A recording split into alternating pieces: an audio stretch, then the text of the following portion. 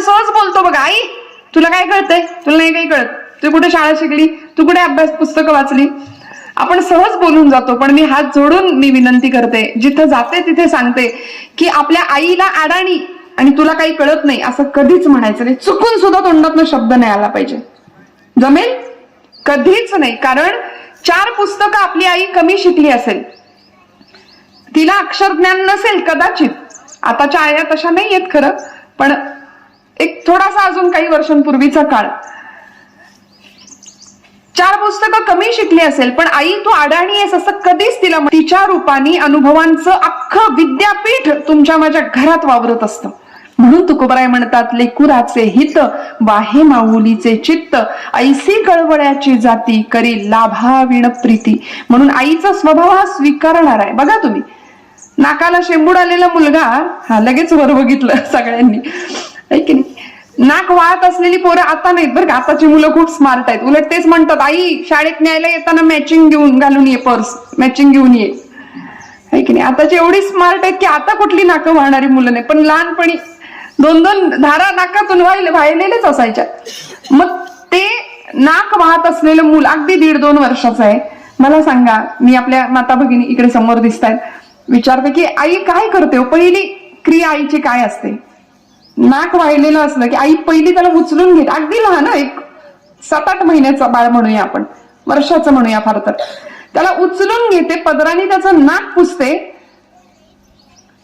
आईकडे स्वीकार आहे. तुम्ही जसे असाल तसे आई आपल्याला स्वीकारते. आणि या उलट वडिलांचं सांगते, आपल्याला वडिलांना काही कमी नाही लेखायचं, कारण बाप हा घराचा आधार आहे. आई हे घराचं मांगल्य असेल ना, तर बाप हा घराचा आधार आहे. वटवृक्षासारखा घराला सांभाळतो बाप.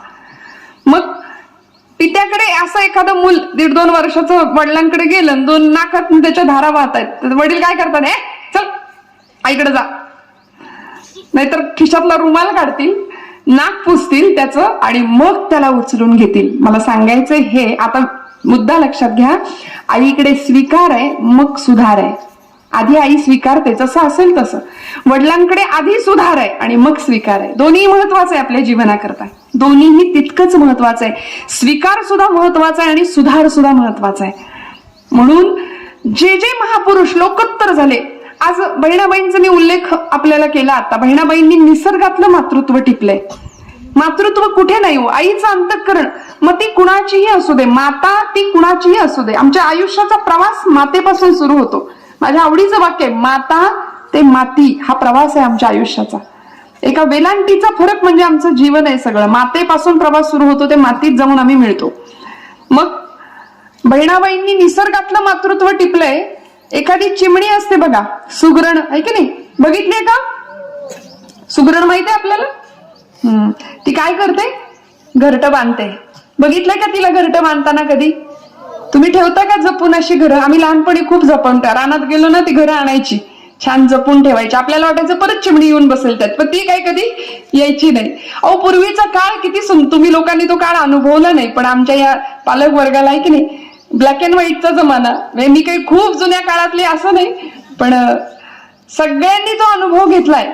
टीव्हीला काय मुंग्या, एक पिक्चर बघताना सगळा पिक्चर किंवा सगळी सिरियल आम्हाला कधीच नाही बघायला मिळाली. कायम मुंग्या, एक माणूस घरातलं कायम मूर्ती, आल्या का मुंग्या, गेल्या का मुंग्या, त्या अँटीना हलवायला, बरोबर ना. हे सगळ्यांनी आपण अनुभवले. या मुलांना तो अनुभव नाही, यांना सगळं डिजिटल जमाना आहे. 4G 3G 2G आता 5G आलंय. पण घरात आजी नाही. असली आजी तर तिच्या बरोबर, आई बरोबर कधी संध्याकाळी दिवे लागणीच्या वेळी आम्ही बसत नाही. बसता का सगळे? बसता का? नुसतं हो नाही म्हणायचं, खरं खरं बोलायचं. दिवे लागण झाली, संध्याकाळ झाली, देवापुढं दिवा लागला की घरातली फक्त आजीच तेवढी देवासमोर असते. सगळे बसता का तुम्ही? नाही ना.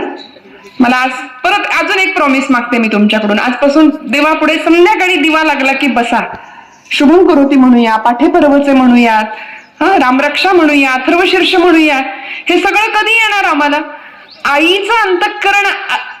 पूर्वीचे लोकोत्तर महापुरुष का घडले हो? कारण त्यांच्या माता तशा होत्या, आई तशी होती. जिजाऊ मातोश्रींचं आपण आज स्मरण केलं, त्यांचं पूजन केलं. 12 जानेवारीला त्यांची जयंती आहे. किती कठोर होतं असतील जिजामातोश्री आपल्या लेकराला घडवताना, शिवाजी महाराजांना घडवताना जिजामातोश्री काय म्हणत असेल? तू वाटेल तसा वाग, वाटेल ते कर, असं म्हटलं असेल का? अजिबात नाही. किती नो कॉम्प्रोमाइज, कुठेच नाही तडजोड, कुठेच नाही. 5व्या वर्षी शिवबा सांगितलं जिजामातोश्रींनी, बाळा स्वराज्य स्थापन करायचंय आपल्याला. 5व्या वर्षी सोडा, बाळ पोटात असतानाच जिजामातोश्री आपल्या लेकराला सांगत होत्या, राजा ये, सगळ्या बाजूनी अंधार आहे गुलामगिरीचा. 350-400 वर्षापूर्वी प्रचंड गुलामगिरीच्या अंधकारामध्ये महाराष्ट्र कितपत पडला होता. आपल्या घरातल्या आया बहिणींची अब्रू डोळ्या देखत लुटली जाण्यापलीकडे दुसरा पर्याय उरला नव्हता. माता माऊल्यांचं कुंकू बळकट करावं, मंगळसूत्र बळकट करावं, याकरता कोणीतरी येणं गरजेचं होतं. म्हणून गर्भातल्या बाळालाच जिजामातोश्री सांगायच्या की राजा जन्माला ये, पण जळण्याच्या तयारीने ये, कारण बाजूला सगळीकडे अंधार आहे रे. आणि या अंधाराला पराभूत करायचं एका ज्योतीने जरी ठरवलं दिव्याच्या, तरी सगळा अंधार संपू शकतो, एवढ्याशा ज्योतीने सुद्धा, ज्या ज्योतीच्या प्रकाशात सुद्धा. त्यामुळे शिवबा जळण्याच्या तयारीने ये माझ्या राजा, म्हणून गर्भापासूनच संस्कार. आपल्याला महाभारतातलं एक पात्र माहितीये का? अभिमन्यू. काय परिस्थिती आहे बघा तुम्ही. आपले म्हणून पालकांवर खूप मोठी जबाबदारी आहे बरं, आईवर जबाबदारी आहे मी असं म्हणेन. आईचं महात्म्य आपल्याला गायचंच आहे, पण आज काळाच्या ओघामध्ये कुठेतरी आई बदलली की काय असं मला वाटतं. 9वारीतली साडी 6वारीत आली आई. पोशाखाला काही म्हणणं नाही माझं, काळाच्या वेगाने तो बदल होणारच आहे. पण आमचं मूळ जे आहे, मूळ संस्कार जो आहे, मूळ आचार जो आहे, तो आम्हाला हरवता कामा नये. येथ वडील जे जे करीती तया नाम धर्म ठेवीती, तेची ये अनुष्ठिती सामान्य सकल. आमची आजच्या काळातली आईच जर स्वयंपाक करताना चॅटिंग करत असेल, रोज दूध उतू जात असेल, तर मग काय उपयोग आहे मला सांगा. त्यामुळे मोबाईल घेऊ नको असं सांगण्याचा अधिकार आपल्याला नाही मग बऱ्याचदा, असं मला वाटतं. तुम्ही रागवू नका, पण ही वस्तुस्थिती आहे की कुठेतरी म्हणजे आम्ही किती वेळ त्या गोष्टी करतात. ती काळाची गरज आहे, मोबाईल ही काळाची गरज आहे. पण हातामध्ये असलेलं ते यंत्र, त्या यंत्रावर आमची मुलं गेम इन्स्टॉल करतील, कॅन्डी क्रश खेळतील, अजून काय असतं रे, काय असतं, हा बऱ्याच गोष्टी असतात की नाही. पबजी नाही, आता अजून काय, अँग्री बर्ड असतं, पोगो असतं, सगळं असतं की नाही. भीम कोण असं जर विचारलं आमच्या मुलांना, भीम माहितीये? आता विचारते पुढचा प्रश्न, कुठला भीम? क्या बात आहे, मला टाळ्या वाजवा एकदा यांच्यासाठी. आता आपण दृष्ट काढूया तुमची. भीम म्हणजे महाभारतातला भीम मला सांगायचंय तुम्हाला. छोटा भीम नाही, लाडू खातो तो. हे दुर्दैव आहे आमचं, आम्ही त्याला त्या भीमालाच मोठं केलं. पण जो बलभीम, मारुतीराय त्यांना बलभीम म्हणायचे. आणि महाभारतातला भीम 5 पांडवांपैकी एक महाबलाढ्य असलेला तो भीम, प्रचंड देहयष्टी त्याची मजबूत होती. काय असायचं कायम खांद्यावरती? गदा असायची, आहे की नाही. या भीमांनी आपल्या आईवर किती प्रेम करावं, कुंती मातेवर. मारुतीरायांनी आपल्या मारुतीरायांची आई अंजनी माता होती, किती प्रेम करावं आपल्या आईवर. म्हणून मी सांगते की ज्या ज्या महापुरुषांनी, ज्या ज्या लोकांनी आपल्या आईचा गौरव केला, मातृत्वाचा गौरव केला, आईवर प्रेम केलं, ती मंडळी मोठी झाली. किती उदाहरणं सांगू मी तुम्हाला. मी एक कविता सांगत होती तुम्हाला की ती जी सुगरण होती की नाही, चिमणी, ती काय करते, घरटं बांधते, घरट्यामध्ये पिलांना जन्म देते. मग ती पिलं हळूहळू मोठी व्हायला लागतात आणि त्या पिलाच्या चोचीमध्ये ती सुगरण, ती चिमणी दाणा आणून घालते, हे की नाही. एक एक एक जाते. काय आईचं मातृत्व टिपलंय, काय अंतःकरण असेल. आई कुठली, एखाद्या पक्षाची, प्राण्याची आई बघा तुम्ही, निरीक्षण करा. माकडीन असते की नाही, माकडीन आपल्या पिल्लाला बघितलंय का कधी? असं कवटाळून असतं पिल्लू, तिला उडी मारते. तिला भीती असते का? आपलं काळीच धडधडतं, बापरे एवढी मोठी झेप, या फांदीवरून त्या फांदीवर पिल्ला सकट घेते ती. पण पिल्लाला विश्वास असतो आईवरती की माझी आई मला पाडणार नाही. इतका आई म्हणजे विश्वास आहे मित्रांनो. म्हणून हात जोडून सांगते आपल्याला की कधीच आपल्या आईला दुखवायचं नाही, कधीच नाही, कधीच नाही, कधीच नाही. आई सारखं दैवत या जगात दुसरं कुठलंच नाही.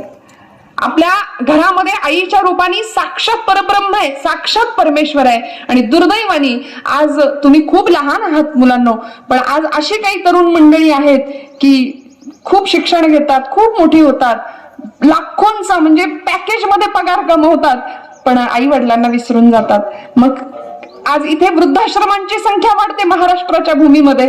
किती दुर्दैव आहे आमचं. आम्ही संतांची भूमी म्हणतो, वीरांची भूमी म्हणतो, शूरांची भूमी म्हणतो. काय निसर्गातलं सौंदर्य बहिणाबाई टिपतात बघा.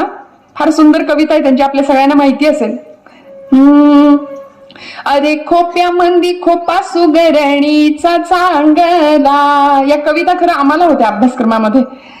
देखा पिल्लासाठी तिनं झोका झाडाले टांगला, खोपा इनला इनला. ती काय करते, लांबून असा दाणा आणते, त्याच्या चोचीत घालते. ती म्हणते काय, तू माझ्या म्हातारपणची काठी आहे, सगळा सातबाराचा उतारा तुझ्या नावे होणार आहे आता, तू आमचं इथनं पुढचं तुला बघायचंय, आमचं सगळं म्हातारपण आम्हाला सांभाळायचंय तुला, असं ती कधी म्हणते का? ती नाही म्हणत. आईची अपेक्षाच नसते हो. आई निस्वार्थ प्रेम करते आपल्या लेकरावर, निस्वार्थ. ती म्हणते तिचं ती काम करत असते. तिला माहिती असतं की काही आठवड्यात हे पिल्लू माझं डोळे उघडणारे, पंखात बळ आले की उडायला लागणार आहे, आणि ते एकदा उडलं की त्याची माझी भेट सुद्धा होणार नाही, हे आईला माहिती असतं त्या. तसं आमची मुलं सुद्धा मोठी करते आई, भरपूर शिक्षण देते, भरपूर कष्ट करून तळहाताच्या फोडासारखं वाढवते. आणि मग आम्ही मोठे झाल्यानंतर जर आईलाच असं म्हणालो की तुला काही कळत नाही, गप्प बस, तर मग किती यातना होत असतील हृदयाला. ते म्हणते, बहिणाबाई सांगतात, खोपा इनला इनला जसा झुलता बंगला. काय ते गंमत आहे बघा. खोपा इनला इनला जसा झुलता बंगला, पाखराची कारागिरी जरा देख रे माणसा, देखा पिलासाठी तिनं झोका झाडाले टांगला. काय चिमणीची चोच केवढीशी असते, तिची उल्लुशीच चोच, बहिणाबाई म्हणतात, तेच दात तेच ओठ, तिची उल्लुशीच चोच तेच दात तेच ओठ, तुला दिलं रे बोट. एवढं आपल्याकडे दिलंय. आपण किती प्रेम केलं पाहिजे आपल्या मातृभूमीवर, आपल्या संतांवरती, आपल्या मातेवरती, आपल्या पित्यांवरती. या सगळ्याबद्दल आपल्या अंतःकरणामध्ये आदर असणं गरजेचं आहे. छत्रपती शिवाजी महाराजांना घडवणाऱ्या राजमाता आऊसाहेब जिजाऊ प्रचंड कष्टांनी, प्रचंड आपल्या राजकारणाचा दीर्घ अनुभव राजाला प्रत्येक वेळी देत होत्या. प्रत्येक वेळी काय घडलो, शिवनेरीवर शिवाजी महाराजांचा जन्म झाला, बरोबर? कुठल्या तारखेला झाला हो? 19 फेब्रुवारी 1600. क्या बात आहे. या विद्यालयाची सगळी मुलं एवढी हुशार आहेत की नाही, सगळे आपल्यासाठी टाळ्या वाजवा तुम्ही. वा वा. अहो, यांचं कौतुक आहे. या तारखा तुम्हाला अभ्यासात असतील म्हणून तुमच्या पाठ आहेत असं नाही, ते तुम्हाला कळलंय. या दिवशी एका वीरोत्तमाने, एका महापुरुषाने आमच्या मातीमध्ये जन्म घेतला. अनेकांना सांगताही येत नाही. राज्याभिषेकाची तारीख माहिती नसते, जन्माची तारीख माहिती नसते. 19 फेब्रुवारी 1630 तिथी होती फाल्गुन वद्य तृतीयेचा दिवस. आता मार्च महिन्यामध्ये ती तिथी येणार आहे, फाल्गुन वद्य तृतीया.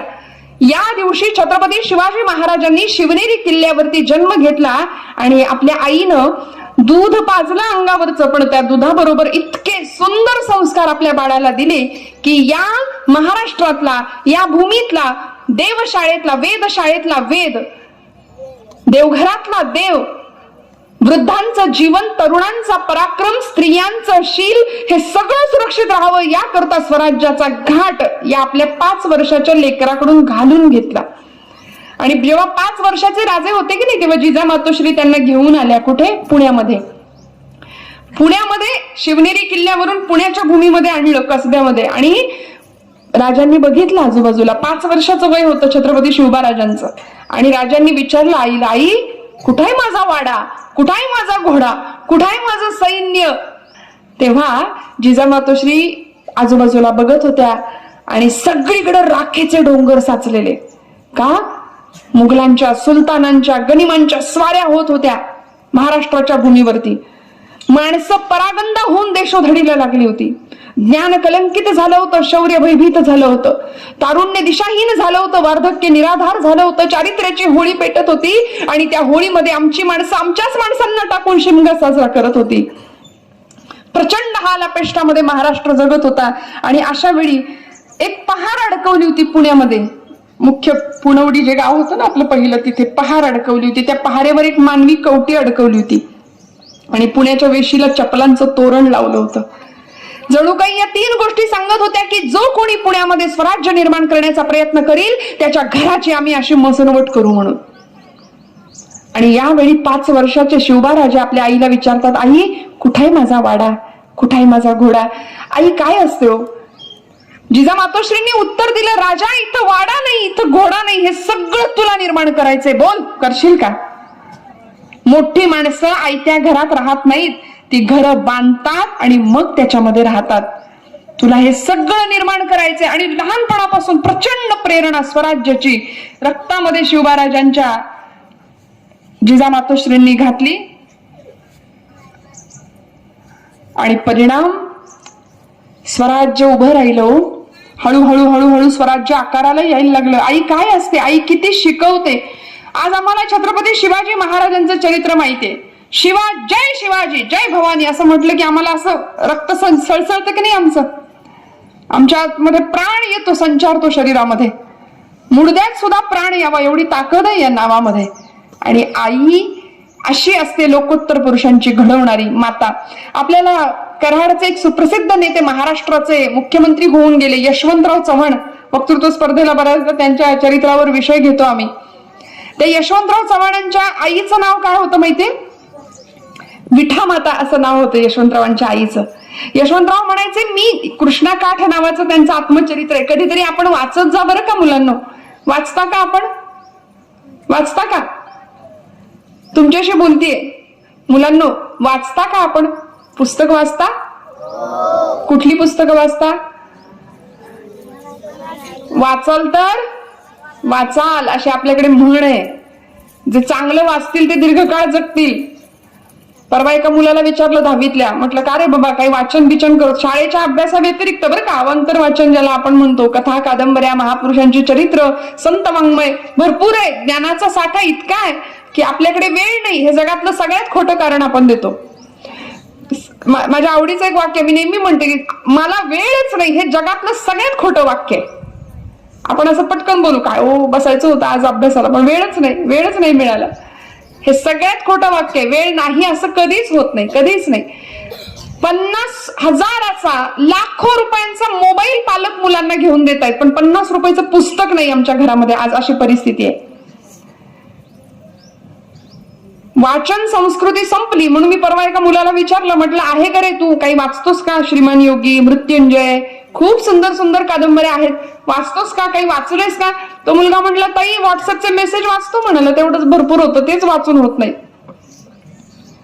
परवा तर एक मुलगा इतका फ्रस्ट्रेट झाला होता, इतकी निराशा होती चेहऱ्यावर त्याच्या. हसत असलं पाहिजे की नाही आमचं आयुष्य, हसत असलं पाहिजे. त्याला म्हटलं, का रे बाबा काय झालंय तुला, एवढा फ्रस्ट्रेशन मध्ये का गेलायस तू? तो म्हणाला, काय सांगू ताई, नेट पॅक संपलाय माझा. म्हणजे आम्ही किती ऍडिक्ट झालो बघा, किती ऍडिक्शन लागलं आम्हाला या गोष्टींचं, की आम्हाला चैन पडेना त्याशिवाय. लहान लहान मुलं सुद्धा. मग ही आजच्या आईची जबाबदारी आहे थोडीशी.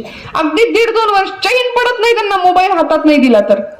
आणि हे मी अगदी तुम्ही ऐकलं नाही किंवा फार नवीन गोष्टी आहेत असं नाहीये, पण कुठेतरी याचा खूप गांभीर्याने विचार आम्हाला सगळ्यांनाच करावा लागेल श्रोते हो, करावा लागेल. त्यामुळे आईचं अंतःकरण समजून घेताना आईची काही कर्तव्य, आईला किती कठोर व्हावं लागतं प्रसंगी. जिजामातोश्रींनी किती कष्ट घेतले असतील. भवानी मातेने असा काहीतरी आशीर्वाद दिला, इकडून असा लाईट आला आणि झाले शिवाजीराजे तयार, असं झालंय का? पिक्चर मध्ये दाखवतात. चमत्काराने नाही, प्रचंड कष्टांनी राजे तयार होतात. स्वामी विवेकानंद, आपल्याला माहिती, नरेंद्र नाव होतं लहानपणीचं त्यांचं, बरोबर ना? भुवनेश्वरी देवी असं आईचं नाव होतं आणि वडिलांचं नाव विश्वनाथ बाबू दत्त. कलकत्ता हायकोर्टाचे वकील होते विश्वनाथ बाबू. भुवनेश्वरी माता आपल्या लेकरावर इतकं प्रेम करायचे आणि स्वामीजी सुद्धा आई वेडे होते, मातृभक्त होते. म्हणून म्हटलं, जी मंडळी आई वेडी होती ना, आम्हाला आईचं मातृभक्तीचं वेड पाहिजे. सध्या वेड आहे, झालंय ना पिक्चर रिलीज, कुठला? क्या बात है, अजून मोठ्याने सांगा. हा पिक्चर जसा आम्हाला वेड लावतो की नाही त्यातली गाणी आम्ही ऐकतोय, बरोबर ना? हा बरोबर, काय मस्त ऍक्शन करून ऍक्शन सहित सांगतायत पोरं. पण खरं सांगू का मित्रांनो, वेड आम्हाला असं लागलं पाहिजे की ज्या वेडानी आमच्या आई बापांना, आमच्या माता पित्यांना आमच्याबद्दल अभिमान निर्माण होईल, स्वाभिमान निर्माण होईल. असं वेड आमच्या रक्तात भिनलं पाहिजे. कसं वेड असलं पाहिजे? वेड आमच्या मातृभूमीचं असलं पाहिजे, वेड आमच्या देशाचं असलं पाहिजे, आमच्या महापुरुषांचं वेड पाहिजे, आमच्या मातीबद्दल आमच्या आईचं वेड पाहिजे. स्वामी विवेकानंदांना मातृत्वाचं, आईचं खूप वेड होतं, खूप आवडायची आई, खूप प्रेम होतं आईवरती. ज्यावेळी परदेशातनं आले, शिकागोची धर्म परिषद गाजवली, परदेशामध्ये व्याख्यानं झाली स्वामी विवेकानंदांची, आणि त्यानंतर जेव्हा स्वामीजी भारतामध्ये आले ना, तेव्हा कलकत्ता शहर त्यांचं गाव, बरोबर ना, बंगाल प्रांतामध्ये. तुम्ही कंटाळलात का? नाही ना? त्या कलकत्त्यातनं स्वामी विवेकानंदांची मिरवणूक चालू होती. कंटाळा आला असेल तर सांगा बरं. कलकत्ता शहरातनं स्वामी विवेकानंदांची मिरवणूक चालू होती, आणि त्या मिरवणुकीमध्ये कुणीतरी सांगितलं की स्वामीजी, तुमची ही मिरवणूक संपताक्षणी तुमची आई त्या तुमच्या घराच्या तुळशी वृंदावनाजवळ तुमची वाट बघत उभी आहे बरं का, तिला भेटा. आणि स्वामीजींना एकदम गलबलून आलं, आतून अंतःकरण रडायला आलं की माझी आई माझ्यासाठी वाट पाहत उभी राहिलीये. त्रिखंडाचा आज मी स्वामी झालो, मला घेणं देणं नाही. पटकन त्या रथातनं खाली उतरले, आणि एखादं लहान बाळ आईकडे जसं धावत जातं ना, तसे धावत धावत धावत गेले. तुळशी वृंदावनाजवळ उभे असलेल्या भुवनेश्वरी देवींचा पदर आपल्या डोक्यावर घेतला, आणि स्वामीजी म्हणतात की आई, आज मी त्रिखंडाचा स्वामी झालो खऱ्या अर्थी, कारण तुझा हात, तुझा पदर माझ्या डोक्यावर आहे. म्हणून आई नसलेल्यांना खर तर विचारावं काय दुःख असतं. स्वामी तिन्ही जगाचा, आई विणा भिकारी. आपण म्हणतो ना की इतके श्रीमंत आहोत आम्ही की आमची माता आमच्या सोबत आहे, आईचं कृपाछत्र आमच्या जवळ आहे, त्यामुळे आईवर नितांत प्रेम करावं. आणि तुकोबरायांचा जो मी अभंग आपल्याला सांगितलं की नाही, लेकुराचे हित वाहे माऊलीचे चित्त, ऐसी कळवळ्याची जाती करी लाभावेण प्रीती. कुठलाही लाभ नाही, नुसतं प्रेम करते आई आपल्या लेकरावरती. तुकोबरायांनी आईची तुलना संतांशी केली. संत कसे असतात म्हणाले? आईशी.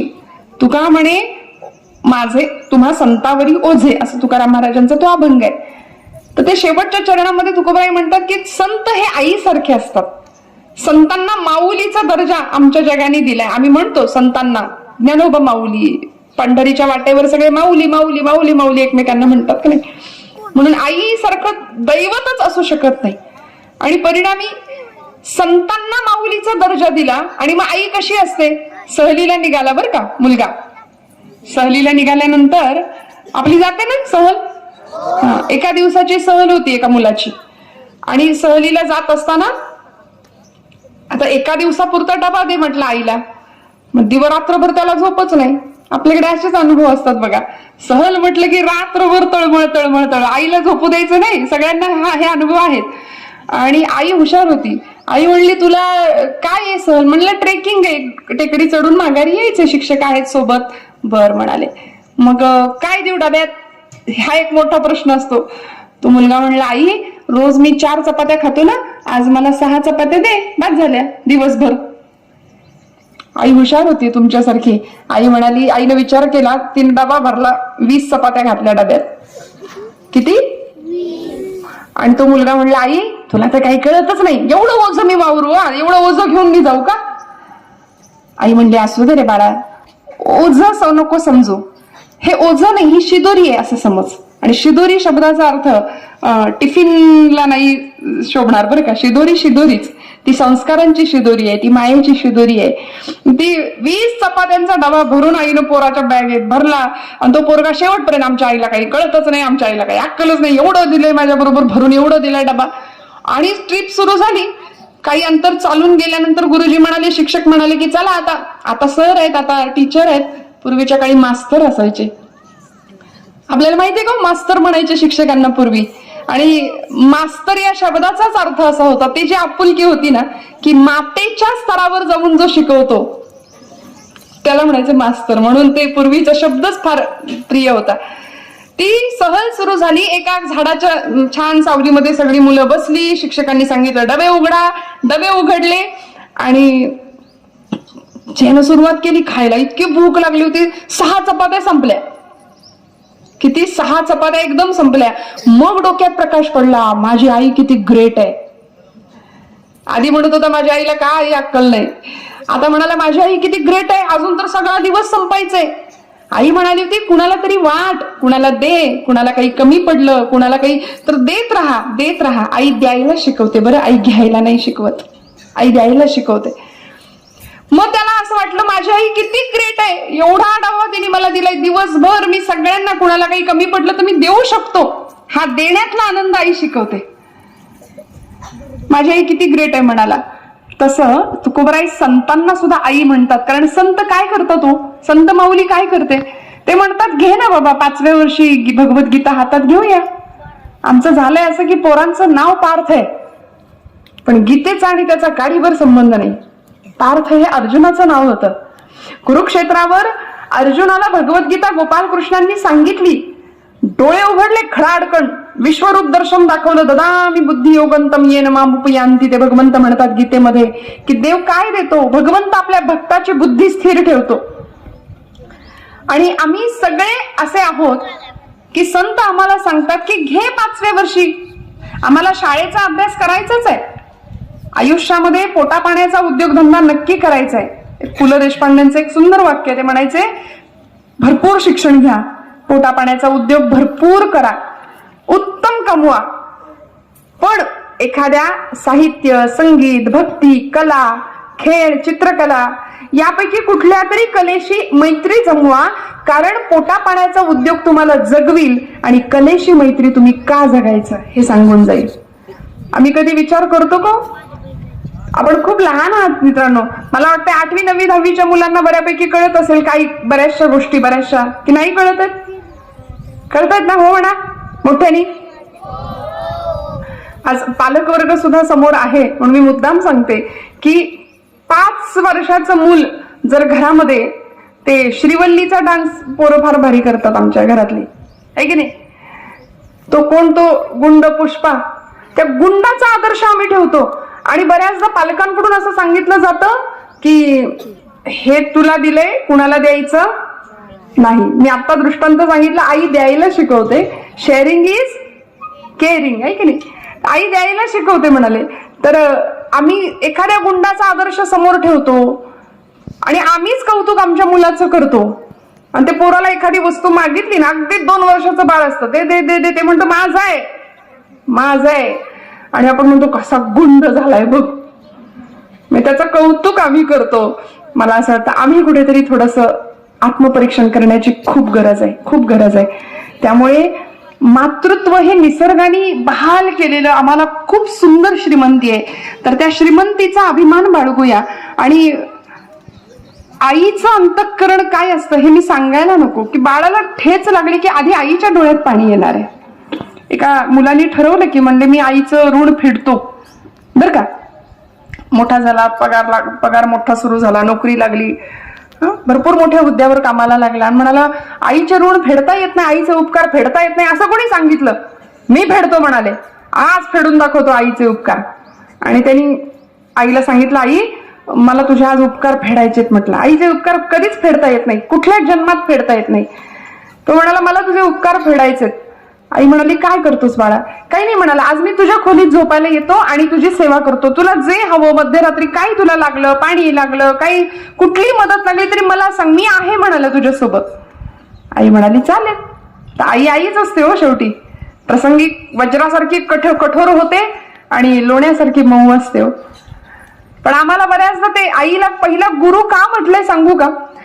कारण कुंभारासारखा गुरु असतो. कुंभार काय करतो बघितलंय कधी? मडकं घडवताना बघितलंय?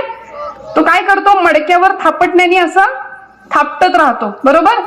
आणि आतमध्ये हात एक असतो, बरोबर ना? त्या मडक्याच्या आतमध्ये एक हात लावलेला असतो आणि वरून थापटण्याने थापटत असतो. आम्हाला आतला हात दिसत नाही, आम्हाला काय दिसतं? थापटणं दिसतं. तसं आई वडील तुमच्या माझ्या करता 4 शब्द बोलतील, रागावतील, आम्हाला ते दिसतं, पण आधाराचा हात खालून दिलेला आहे आम्हाला त्यांनी, तो आम्हाला नाही दिसत. तो लक्षात घेतला पाहिजे, तो लक्षात घेतला पाहिजे. त्या मुलांनी ठरवलं की आईचे उपकार मी आज फेडणार, म्हणून म्हणाला आई सांग तुला काय हवंय, मी तुझ्यासाठी आणून देतो, सगळं तुझ्यासाठी आणून हजर करतो. आई म्हणाली काही नको रे बाळा, मला काही नको. आणि झालं, संध्याकाळ झाली, जेवण खाणं झाली आणि अंथरुण घातली, आई झोपली. तो मुलगा त्याची झोप लागली आणि आईनं हळूच थोड्या वेळाने उठली आणि आई म्हणाली बाळा माझ्यासाठी पाणी घेऊन येतोस का रे? आणि तो मुलगा उठला, म्हणाला हो. मग अजिबात चिडचिड न करता उठला, पाण्याचा पेला भरून आणला, आईला दिलं आणि झोपला. आईनं पाणी प्यायलं, अर्ध पाणी प्यायलं आणि अर्ध पाणी हळूच त्याच्या अंथरुणावर असं ओतून दिलं. परीक्षा आपल्या पुत्राची आई घेऊ शकते. कुमाता न भवती कदा कुपुत्रो जायते क्वचिदपि, असं संस्कृत सुभाषित आहे. शास्त्र सांगतं कु आणि माता असू शकत नाही. कुपुत्र जन्माला येईल, पण कु आणि माता, आई आणि कु हे शब्द एकत्र येऊच शकत नाही, येऊच शकत नाही. तिने असं पेला सांडला थोडासा. पुन्हा काही वेळाने त्याला उठवलं, बाळा तहान लागली रे, पाणी आणतोस? तो म्हणला हो आई आणतो. तो गेला, परत पाणी आणलं, परत दिलं. परत तिने तसंच केलं, त्याची झोप लागली, हिने पाणी प्यायलं, परत अंथरुणावर त्याच्या थोडासा पेला राहिलेला ओतून दिला. तिसऱ्यांदा चौथ्यांदा झालं तेव्हा याची पेशन्स संपले. भारी उपकार फेडतो आईचे, असं सेवा करतो, तसं करतो, बाता. आणि मग तळपायाची आग मस्तकाला गेली. म्हणला तुला काही कळतच नाही आई, अक्कलच नाही तुला, अजून काही बोलला असेल. आईच्या डोळ्यातनं गळगळ अश्रुधारा वाहत होत्या. आई म्हणाली का रे लेकरा, माझे पांग फेडायला निघालास, माझे उपकार फेडायला निघालास. आज माझ्याकडून एवढा त्रास तुला झाला तर तुला सहन नाही झाला. तुला जन्माला घातलं, 9 महिने 9 दिवस पोटात सांभाळलं, प्रचंड मरणांतिक यातना सहन करून तुला जन्म दिला.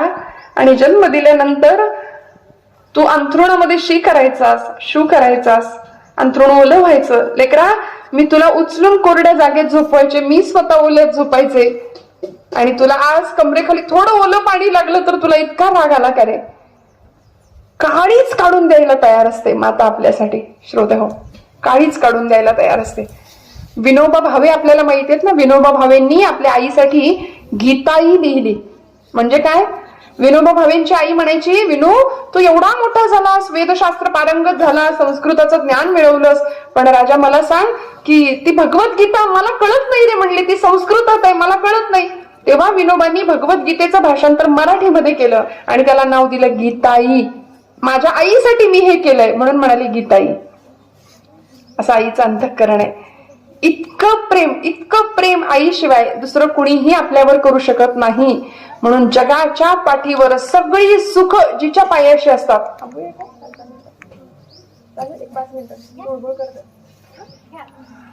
सगळी सुख जिच्या पायाशी असतात ना ती आई आहे. मी एक तुम्हाला प्रसंग सांगणारे छत्रपती शिवाजी महाराजांच्या चरित्रातला पुन्हा एकदा ती गोष्ट ऐकूया आणि मग आपण थांबूया. काय झालं माहितीये की आता राजांचं चरित्र आपल्या सगळ्यांना आवडतं. जिजाऊ मातोश्री आहे तिथे, जिजाऊ महोत्सवच चालू आहे, त्यामुळे मला मोह आवरत नाही म्हणून एक सांगते आणि मग आपण थांबू. बरं काय झालं, जिजा मातोश्री आपल्या बाळाला घेऊन पुण्यामध्ये राहायला लागल्यात. आणि पुण्यामध्ये मी मगाशी सांगितलं राखेचे डोंगर साचलेले, माणसं देशोधडीला लागली होती, परागंधाहून मसनवट झालेली गावची अक्षरशः. त्यावेळी जिजा मातोश्रींनी पुण्याची भूमी दादोजी कोंडेवांना घेऊन सोन्याच्या नांगरांनी नांगरली. आणि एक गणपती, एक आपलं झालं की सांगा मला, एक काय मिळाला, जिजा मातोश्रींनी भूमी नांगरली, कसबा गणपती मिळाला, तांदळा मिळाला, एक दगड मिळाला गणपतीच्या आकाराचा आणि त्याची स्थापना केली कसबा गणपती म्हणून. पुण्यामध्ये आज मोठं मंदिर आहे तिथे. आणि स्वराज्याची शपथ 16व्या वर्षी झाली. आम्ही काय म्हणतो 16वं वरीस, आपल्याकडे म्हणतात 16वं वरीस धोक्याचं, इकडून आलं उत्तर, इकडून नाही आलं. पण खरं सांगू, ज्यांना माऊलीचं चरित्र माहितीये, ज्यांना जिजाऊ साहेब माहितीयेत, ज्यांना ताराराणी माहितीये, ज्यांना विवेकानंद माहितीयेत, त्यांचं 16वं वर्ष मोक्याचं आहे बरं, धोक्याचं नाही. त्यामुळे असं मोक्याचं आयुष्य आमचं असलं पाहिजे की इतरांनी आमच्या आयुष्याचा हेवा करावा. जिजा मातोश्रींनी आपल्या बाळाला मोठं केलं, लहानाचं 12 मावळ्या वस्त्यांमध्ये, वाड्या वस्त्यावर जावं लेकराला घेऊन. आणि कधी कुणाच्या घरची झुणका भाकर खायला आडेवेडे नाही घेतले, कधी कुणाच्या जे असेल ते स्वीकारलं आणि बाळावर उत्तम संस्कार दिले. उत्तम. हळूहळू हळूहळू शिवाजीराजे मोठे होत आहेत आणि 12 वर्षाचे झाले, म्हणजे 7वीतलं मुलं आहे असं समजा आपल्या शाळेतलं. शिवाजी महाराज तुमचं 7वीतल्या मुलांचं जेवढं वय आहे ना तेवढं वय होतं राजांचं. आणि त्या वयात घडलेला एक प्रसंग आहे. वडील होते विजापूरला, आई एकटी शिवाजी महाराजांच्या बरोबर. वडील होते विजापूरला, नाव होतं शहाजीराजे भोसले वडिलांचं, बरोबर ना. शहाजीराजे भोसले तिकडे विजापूरच्या दरबारामध्ये चाकरी करत होते आदिलशाहीची. आणि आपल्या मुलाला आपल्या वडिलांना भेटायला घेऊन गेलं पाहिजे. 12 वर्षांनी जन्माच्या वेळी पाहिलं होतं, मधल्या 12 वर्षात भेट नाही पिता पुत्राची, म्हणून जिजामातोश्री साहेब आपल्या लेकराला घेतला आणि निघाल्या विजापूरला. आणि आता पूर्वीचा प्रवास आता सारखं नाहीये, गाडीत बसलं पोहोचलं थोड्या वेळात, असं नाही. मजल दर मजल करत, बैलगाडीनी पायी प्रवास करत करत करत ती मंडळी जायची. आणि गेल्यानंतर जिजामातोश्रींनी बाळाला घेतलं. 12 वर्षाचे शोभाराजांना घेऊन जिजामातोश्री विजापूरमध्ये पोहोचल्या. बदलणारे घुमट, बदलणारे प्रांत, सगळं सगळं बघत बघत जिजामातोश्री पोहोचल्या. आणि शिवाजी राजे विचारतायत, आई काय करायचंय इथे येऊन. तो बादशाह होता आदिलशाहीचा, त्याचा दरबार असा भरलेला असायचा. जिजामातोश्रींनी आपले संस्कार किती द्यावेत, तू कुठेही जा, कसाही राहा, पण तुझ्या गळ्यात देवी भक्तीची कवड्यांची माळ असलीच पाहिजे, तुझ्या कपाळाला केशरी शिवगंध असलंच पाहिजे म्हणाल्या. आमचं कसं असतं, आम्ही जिथं जाऊ तसं आम्हाला कपाळाला टिकली लाव म्हटलं तर राग येतो मुलींना, आहे की नाही, राग येतो की नाही. छोटीशी टिकली, आम्ही आमचे संस्कार आहेत ते आम्हाला जपले पाहिजेत. आम्ही हिंदू धर्म संस्कृतीमध्ये लहानाचे मोठे होतोय ना, तर हे टिकवणं, हे वाढवणं खूप गरजेचं आहे. जिजामातोश्रींनी श्रीमंती दाखवली आपल्या धर्माची, आपल्या संस्कृतीची. आणि भोपाळीचे स्वर विजापुरामध्ये घुमायला लागले. लोक म्हणले, आई साहेब इथं चालणार नाही, घनश्याम सुंदरा श्रीधरा अरुणोदय झाला, भोपाळी नाही इथं चालणार. उठी उठी बा पुरुषोत्तमा, भक्त काज कल्पद्रुमा, आत्मा रामा निज सुख धामा, मेघश्यामा श्रीकृष्णा, असे भोपाळी म्हणायला लागले आऊसाहेब. लोक येऊन सांगायला लागले. जिजामातोश्री म्हणले, आम्ही जिथे जाऊ तिथे आमची श्रीमंती आम्ही मिरवणार, आमचे संस्कार. म्हणून संस्कार त्यालाच म्हणायचं आईकडून घडवले जातात. जिथे नात्यांची कदर असते, मायेचा पदर असतो, तिथे संस्कार असतात. एकमेकांमध्ये संवाद असतो, तिथे संस्कार असतात. आज घराघरांची ही परिस्थिती आहे की घरामध्ये इनमिन 2-3 माणसं, तिघांची तोंड तिन्ही दिशेला, कोणी कोणाशी धड बोलायला तयार नाही, अशी अवस्था आहे. जिजामातोश्रींनी आपल्या बाळाला किती शिकवावं, आई काय शिकवते आपल्या लेकराला, किती शिकवावं, किती सुंदर जडणघडण करावी आयुष्याची, तेव्हा छत्रपती शिवाजी महाराज होतात. मला असं मी धाडसानी म्हणेन की जिजामातोश्री जर राजांच्या पाठीशी मागे उभ्या राहिल्या नसत्या आई म्हणून, तर राजांचं घडणं झालं नसतं, अजिबात झालं नसतं. आणि त्या विजापूरच्या दरबारामध्ये एक दिवस राजांना बोलावलं. शहाजी राजांना आदिलशाह म्हणाला, शाहजी राजे आपका बेटा 12 बरस का बड़ा हो गया है, हम सुन रहे हैं कि वो बीजापुर में आ चुका है, अभी तक दरबार में नहीं लाई. आणि शहाजी राजे घरी आले, म्हणाले बाळाला तयार कर, शिवबाराजाला तयार कर. जिजामातोश्रींनी सांगितलं त्याला घेऊन चाललोय मी. आधी तर शिवबाराजे जायलाच तयार नव्हते, म्हणाले आई मी नाही जाणार. पण आई काय असते, जिजामातोश्री म्हणाले बाळा जावं लागेल. विसरलास का मी तुम्हाला हनुमंताची गोष्ट सांगितली होती लहानपणी, रावणाच्या दरबारात जाऊन त्याची फजिती केली हनुमंतरायाने, विसरलास. शत्रूकडे जावं लागतं, शत्रूकडे जाऊन शत्रूची फजिती करण्याची ताकद, नाही तर असं नाही आपली गली में आवा असं नाही म्हणायचं, तिथे जाऊन त्याला नामोहरम किंवा त्याचा बंदोबस्त करण्याची आमची तयारी पाहिजे. शिवाजीराजांनी ते केलं. आईने सांगितलं बाळा जा, मी तुम्हाला पराक्रमी कीचकाची छाती फोडणारा पराक्रमी भीम शिकवलाय, मी तुम्हाला अर्जुनाची गोष्ट, मी तुम्हाला कृष्णाची, कंसाला मारणारा कृष्ण मी तुम्हाला शिकवलाय. लहानपणी रामायण महाभारत कानावर पडत होतं म्हणून राजे घडत होते बरं का. काय आई असते, काय माता असते, काय मातृत्व असेल जिजामातोश्रींचं. वेळीच कठोर व्हायच्या आणि वेळीच प्रचंड सुंदर आपल्या बाळाला घडवायच्या. बऱ्याचदा आमचं असं असतं, आमच्या मुलाचा काही त्रास नाही, उठ म्हणलं की उठतो, बस म्हणलं की बसतो, अगदी वडिलांच्या वळणावर गेलाय. कळलं तो बघा. सकाळी सकाळी जर त्याला एका जागी बसवलं आणि तो जर तिथेच बसून राहिला, उसको हिंदी में गोबर गणेश कहते हैं, जहां बिठाओ वही बैठे. असं काय उपयोग आहे मला सांगा. असा पराक्रम पाहिजे आमच्याकडे की गणपती उत्सवाला, नवरात्र उत्सवाला की आपल्याकडे स्पर्धा असतात. कुठल्या स्पर्धा असतात? चमचा लिंबू, संगीत खुर्ची. मला कोणाची निंदा नाही करायची, पण मला खरं सांगा, छत्रपतींनी अगदी लहान वयामध्ये शस्त्र हातामध्ये घेतलं आणि ते शस्त्र आईनी सांगावं काय शास्त्र आणि शस्त्र दोन्ही शिकले. जमवून मांड घोड्याला भरधाव कसा फेकावा, हातात घेऊन भाला हिमखंड कसा छेदावा, जाताना निज खडगाने रिपुकंड कसा भेदावा.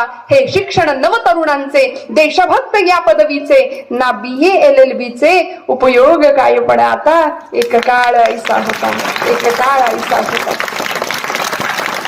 हे शिक्षण होतं पूर्वीचं. चमचा लिंबू खेळून आम्ही आमच्या पोरांना असा काय पराक्रम शिकवणार आहे, मला खरंच या प्रश्नाचं उत्तर कळत नाही. लाठी काठी, तलवारबाजी, रायफल शूटिंग, घोडेस्वारी आम्हाला आली पाहिजे बरं का. मुलींसाठी मुद्दाम सांगेल की हे सगळं आम्हाला शिकता आलं पाहिजे. काळ भयानक आहे, काळ प्रचंड भयानक आहे. आमच्या धर्मावर घाले घातले जात आहेत. वेळीच जर आमच्या मुलींना वयात आल्याबरोबर आम्ही नाही सावध केलं तर आमच्यासारखे अधर्मी आणि गुन्हेगार आम्ही ठरू. पालकांसाठी मुद्दाम सांगते की वेळीच आम्हाला सावध व्हावं लागेल. संतांनी आम्हाला सावधतेचा इशारा दिला. जिजामातोश्री आपल्या लेकराला सांगतात तुला जावं लागेल आदिलशाहीच्या दरबारामध्ये. आणि शिवाजी महाराज 12 वर्षाचं 7वीतलं वय आहे बघा. राजे निघाले, आपल्या अंगरखा घातला, केशरी तो आपला जिरेटोप अडकवला, केशरी शिवगंध अडकवलं, कवड्यांची माळ गळ्यात घातली आणि जगदंब उदयोस्तु जय भवानी नमस्कार केला देवीला आणि निघाले. आऊसाहेबांनी सांगितलं राजा विसरू नको मी काय सांगितलंय. रावणाच्या दरबारात जाऊन हनुमंतांनी त्याची